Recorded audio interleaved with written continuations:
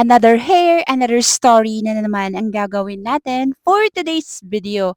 Isa na naman na client from Tuboso ang magpapaayos sa Jerisa Salon.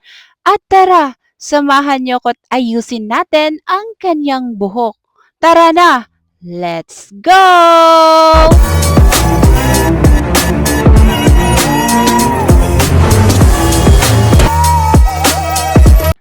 Ang history naman ng hair ni Madam ay naka-bleach, naka-rebond, and after that ay patong-patong na kulay yung kanyang hair at meron din siyang 6 inches na bagong tubo na buhok. So, definitely, ang gagawin natin dito ay magpapa-highlight siya. Kayang-kaya ba yan i-highlights or hindi na pwede? Let me see kung kakayanin. So, syempre, nandyan ang pH balancer para hindi masunog, hindi mag-brittle, at hindi agad-agad mag-rubberize ang hair ng ating hina-highlights.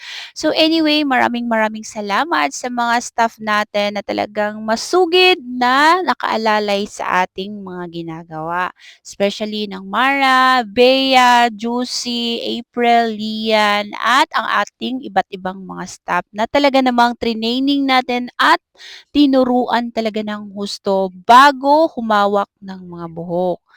So, ayan na guys. After natin na na-highlights, ay nagpatong na rin tayo ng hair color. Siyempre, hindi rin mawawala ang ating Queenplex. Siyempre, mas maganda kapag may Queenplex dahil sobrang shiny, smooth ang hair ng ating client.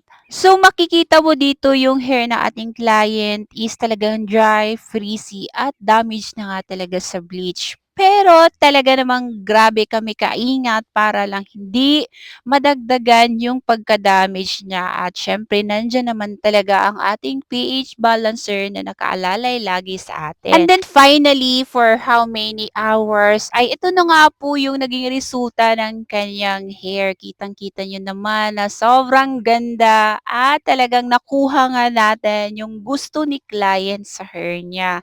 Light ash blonde nga pala yung pinatong natin kanina after natin siya na-bleach ng level 8 guys. So, yan na po yung naging outcome ng kanyang hair. Sobrang ganda at bumagay rin naman. Actually, si Madam ay hindi siya gaanong maputi. Siya ay morena at nag-complement naman sa skin tone niya yung kinulay natin na light ash blonde. Buti na lang talaga at merong pH balancer at saka Queenplex para talaga ma-execute natin ng maganda ang hair ng ating clients. Anyway, maraming salamat sa lahat ng sumusuporta sa Jerisa Salon at lahat ng mga followers ko na laging naniniwala at nagtitiwala sa atin.